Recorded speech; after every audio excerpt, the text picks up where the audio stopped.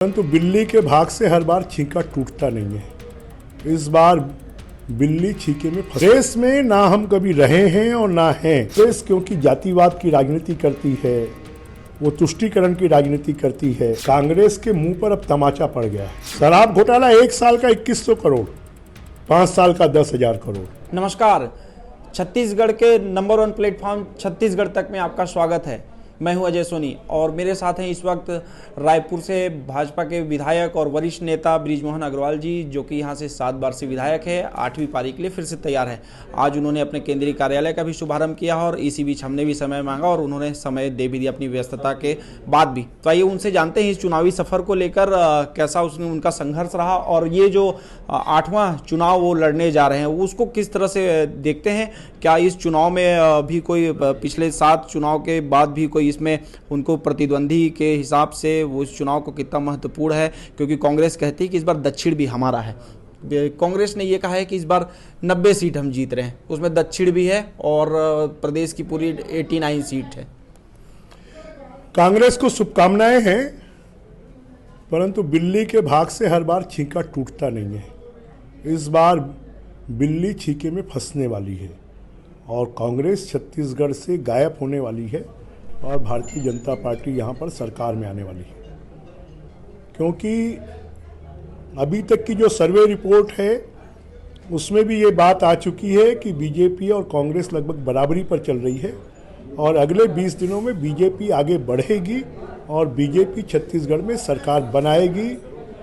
और जहाँ तक दक्षिण विधानसभा की बात है, यहाँ चुनाव मैं नहीं जीतता हूँ, चुनाव यहाँ की जनता जीतती है और जनता ही चुनाव लड़ती है और ये 8वां चुनाव भी जनता लड़ेगी और जनता ही जीतेगी। तो 8वां चुनाव है, तो कुछ दर्शकों हम जानना चाहेंगे कि पहला चुनाव की शुरुआत कब हुई थी और आपका पिछला बैकग्राउंड था वो क्या राजनीति से था, आप राजनीति में कैसे, और ये 8वां बार का सफर कितना संघर्षपूर्ण रहा? देखिए, मैं राजनीति में छात्र राजनीति से आया हूँ और मैंने स्टूडेंट पॉलिटिक्स में विद्यार्थी परिषद के माध्यम से कॉलेज का अध्यक्ष रह के 2 बार कॉलेज का अध्यक्ष रहा, विश्वविद्यालय का एडवाइज़र रहा और छात्रों के मुद्दे को लेकर हमने लगातार 10 सालों तक संघर्ष किया, लड़ाई लड़ी, यहाँ तक कि अपने एडमिशन के लिए भी हाई कोर्ट का सहारा लेना पड़ा।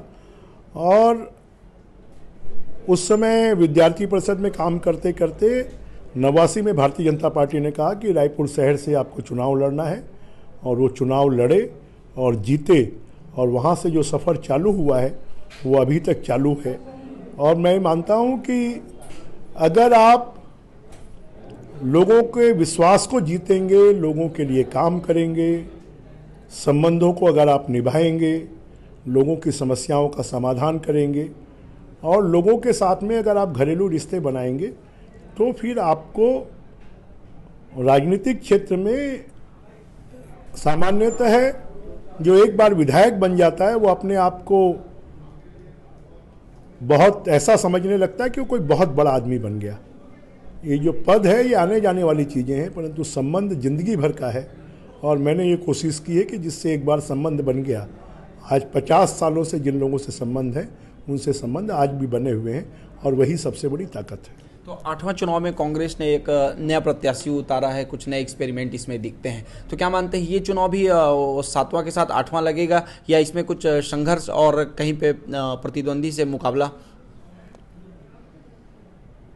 देखिए, कोई नया प्रत्याशी नहीं, कांग्रेस ने तो 8 चुनाव में अलग अलग प्रत्याशी कांग्रेस के पास। अच्छा, पूरे 8 में रिपीट कभी नहीं हुआ आपके खिलाफ? रिपीट नहीं हुआ, 8 चुनाव में नया प्रत्याशी रहा है। कांग्रेस के पास में कोई स्थायी प्रत्याशी है ही नहीं और इसलिए जनता ही जानती है कि हर आदमी चुनाव लड़ता है उसके बाद में भाग जाता है।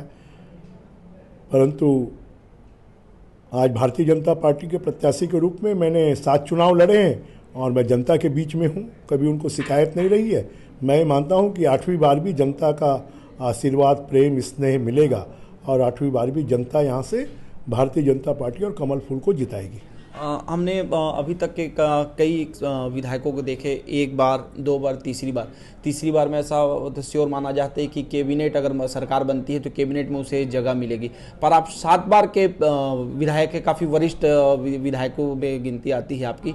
तो क्या मानते हैं कि एक जो प्रमुख पद होता है उसके रेस में थे या अभी हैं आप? रेस में ना हम कभी रहे हैं और ना हैं, क्योंकि पार्टी ने इतना कुछ दिया है। 8 बार टिकट दे दी, 4 बार मंत्री बना दिया, पार्टी के विभिन्न पदों पर रहे हैं। जनता का जो प्यार है और जनता का स्नेह है, ये हमारी सबसे बड़ी ताकत है। और पार्टी जो भी निर्देश देगी, हमारे भविष्य के बारे में निर्णय पार्टी करेगी, और पार्टी जो निर्णय करेगी उसको हम स्वीकार करेंगे। अगर इस बार बहुमत आती है तो मुख्यमंत्री के नाम के तौर पे आपको लगता है कि उस जगह पे आप फिट बैठेंगे और आपको ये पार्टी को ये जिम्मेदारी देनी चाहिए? पार्टी जो भी जिम्मेदारी देगी, हमारे बारे में निर्णय करने का अधिकार हमको नहीं है, पार्टी को है। पार्टी जो भी निर्णय करेगी उसको हम स्वीकार करेंगे। अभी जैसा कि प्रत्याशियों के चयन को लेकर भी दिख रहा था, तो रायपुर में पहले हम बात कर लेते हैं। 2 सीटों पे बड़ा कांग्रेस की वेटिंग लिस्ट चल रही थी, उत्तर और दक्षिण में। तो दक्षिण से तो भाजपा से तय था कि आप लड़ेंगे। कांग्रेस ने काफ़ी समय लगाए इन 2 सीटों पे। ऐसा बार बार जो बातें निकल के आती थी कि कास्टिज्म एक समीकरण को लेकर कांग्रेस सामाजिक समीकरण को लेकर कैंडिडेट फाइनल नहीं कर पा रही। तो क्या मानते हैं कि बीजेपी ने कास्टिज्म को ज़्यादा ध्यान दिया कि कांग्रेस ने जातिगत समीकरण को ज़्यादा ध्यान दिया है प्रत्याशी उतारने में? देखिए, एक जो सोशल इंजीनियरिंग है उसको तो सबको अडॉप्ट करना पड़ता है, परंतु उसके साथ साथ मुझे लगता है जो काम करेगा, जो जनता के बीच में रहेगा, उसके लिए कोई कास्ट महत्वपूर्ण नहीं होती है। परंतु कांग्रेस क्योंकि जातिवाद की राजनीति करती है, वो तुष्टीकरण की राजनीति करती है, और उसके कारण जातिवाद के रास्ते पर चलने का काम कांग्रेस करती है। बीजेपी की जो लोगों का सेवा करने वाला है, जिसकी जनता में पैठ है, जनता में जिसकी पकड़ है और जो जीत सकता है, ऐसे लोगों के बारे में बीजेपी ने चिंता की और ऐसे लोगों को टिकट दी है। अभी जो निर्वाचन आयोग से मतदाताओं की सूची जारी हुई, इसमें देखा गया कि महिला मतदाताओं की संख्या पुरुषों के कंपैरिजन में ज़्यादा हो गया। फिर भाजपा ने एक बड़ा दाव खेला महिला बिल पास करके। तो महिलाओं को ये तो तय है कि बिल पास होने के बाद जो उनकी भागीदारी है वो निश्चित तौर पे बढ़ जाएगी। लेकिन फिलहाल कांग्रेस ने आपसे बाजी मारी और 18 प्रत्याशी घोषित किए, जबकि आपने 15 ही किए। तो क्या मानते हैं कि आपने की तरफ से ये चूक हुई है महिलाओं को प्रतिनिधित्व देने में? देखिए, भारतीय जनता पार्टी ने पहली बार जिस काम को कांग्रेस 40 सालों में नहीं कर पाई, 33% आरक्षण देकर और महिलाओं को बराबरी का सम्मान देने का काम भारतीय जनता पार्टी ने किया है। और इस सम्मान का जो फायदा है वो भारतीय जनता पार्टी को मिलेगा कि कांग्रेस खाली बोलती रही, परंतु मोदी जी ने सभी राजनीतिक दलों को साथ में लेकर और आरक्षण बिल को पास करवा दिया। और आने वाले समय पर हमारे हिंदुस्तान में महिलाओं का भविष्य बहुत उज्जवल होगा, उनकी भागीदारी बढ़ेगी और इससे भारतीय जनता पार्टी को फायदा मिलेगा। जैसा कि कांग्रेस ने फिर पिछला जो 2018 चुनाव था उसमें किसान और धान ये सबसे बड़े मुद्दे थे, उन्होंने फिर एक बड़ा घोषणा कर दिया, किसानों का कर्जा माफ। क्या लगता है बीजेपी बैकफुट पे आ गई फिर उस घोषणा के बाद? कोई बीजेपी बैकफुट पर नहीं है। अभी तो 20 दिन बचे हैं, आगे आगे देखिए होता है क्या। किसानों का आधा कर्जा माफ़ किया, मीडियम टर्म कर्जा माफ़ नहीं किया, लॉन्ग टर्म कर्जा माफ़ नहीं किया। उन्होंने किसानों का जो नेशनलाइज बैंक का कर्जा है वो माफ़ नहीं किया।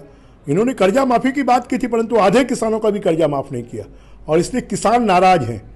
अगर आपने इस साल मैंने कर्जा लिया, इस साल के कर्जे को अगले साल माफ़ कर दिया, और जो 10 साल से बैड डेफ्ट है जिसके कारण कर्जा नहीं मिल रहा उसको आपने माफ़ नहीं किया, तो फिर कर्जा माफ़ी का कोई फ़ायदा थोड़ी है। तो किसान इस बात को समझ रहा है। अब आचार संहिता लगने के बाद से कांग्रेस की पब्लिसिटी खत्म हो गई, होर्डिंग लगने बंद हो गए, न्यूज़पेपर के विज्ञापन बंद हो गए, तो अब कांग्रेस घबराई हुई है, कांग्रेस परेशान है और इससे झूठे वादे करने में लगी है। किसान जानते हैं कि पहले भी इन्होंने long term, short term, medium term और नेशनलाइज बैंकों के कर्जे माफ़ नहीं किए, और अभी भी किसानों को गुमराह करने की कोशिश कांग्रेस कर रही है। अभी प्रदेश में 5 संभाग में जो बीजेपी की स्थिति है, किन संभागों में आप मानते हैं कि बीजेपी उन जगहों पे लीड करेगी? क्योंकि सरगुजा और बस्तर यहाँ से बिल्कुल कांग्रेस की ऐसी जीत आई कि बीजेपी को 0 पे ला दिया। तो क्या लगता है फिर से बस्तर और सरगुजा इस बार साथ देगा आपका? बस्तर सरगुजा भी साथ देगा, दुर्ग नांदगांव भी साथ देगा, बिलासपुर संभाग भी साथ देगा, रायगढ़ संभाग भी साथ देगा। सभी संभागों में भारतीय जनता पार्टी बढ़त लेगी और 2/3 बहुमत से सरकार बनाएगी। अभी चीज़ें जो कांग्रेस ये कह रही थी कि भाजपा की जो टिकट वितरण हुए हैं उसमें कहीं ना कहीं गुटबाजी और सामंजस्य की कमी दिखी, कई बागी हो गए। हालांकि कांग्रेस में भी उसकी संख्या ज़्यादा है, पर बीजेपी ऐसा माना जाता था कि संगठन को काफ़ी मजबूती से लेकर चलती है। तो क्या मानते हैं कि आपसी तालमेल की कमी है, कहीं पे गुटबाजी की चीज़ें निकल के आते रहती हैं? ऐसा है, कांग्रेस के मुंह पर अब तमाचा पड़ गया है। जब बीजेपी में छुटमुट असंतोष हो रहा था तो कांग्रेस के खेमे में लड्डू फूट रहे थे। अब उनके यहाँ तो इतने बागी हो गए हैं, कोई आप से लड़ रहा है, कोई बहुजन से लड़ रहा है, कोई योगी कांग्रेस से लड़ रहा है। जितनी सिर फुटवल हो रही है, अब कांग्रेस को समझ में आ रहा है कि लोगों के साथ अन्याय करने का रिजल्ट क्या होता है। 2018 के चुनाव में कांग्रेस ने एक जन घोषणा पत्र जो लिया था वो काफ़ी कारगर दिखा था चुनाव में। भाजपा भी इस बार जो अपना घोषणा पत्र बना रही है उसके लिए एक समिति बनाई, उसके लिए पर्याप्त समय ले रहा है क्योंकि दूसरा चरण का अब मतदान को भी बहुत कम समय है। तो बीजेपी ऐसी कौन सी चीज़ें है कि वो काफ़ी मंथन कर रही है कि वो जो ज़रूरतमंद सवाल है, लोगों की जो ज़रूरत की विषय है उस घोषणा पत्र में शामिल हो जाए? तो ऐसी कौन सी ऐसी चीज़ें हैं कि बीजेपी इतना समय ले रही है घोषणा पत्र के लिए, और कौन से ऐसे मास्टर स्ट्रोक हो सकते हैं कि फिर से आप लगता है कि वो जन घोषणा पत्र आपके लिए फिर से एक संजीवनी का काम करे? मास्टर स्ट्रोक तो आपको समय आने पर ही मालूम पड़ेगा कि बीजेपी क्या मास्टर स्ट्रोक करने वाली है, परंतु कांग्रेस तो धोखेबाज और विश्वासघाती साबित हो गई है कि 36 वादों में से एक भी वादा पूरी तरह पूरा नहीं किया है। 34 कर दिए। उनके बोलने से क्या होगा?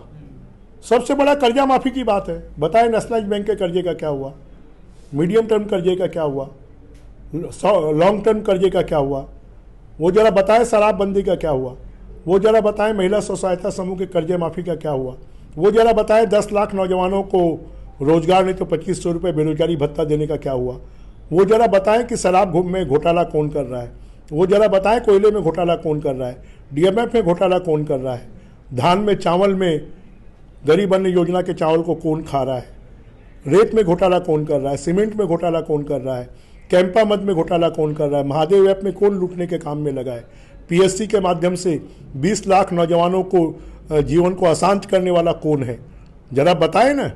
और एक भी वादा तो बताएं जिसको उन्होंने पूरा किया हो। यहाँ तक कि उन्होंने गाय के गोबर को भी नहीं छोड़ा है, उसमें भी उन्होंने घोटाला कर दिया है।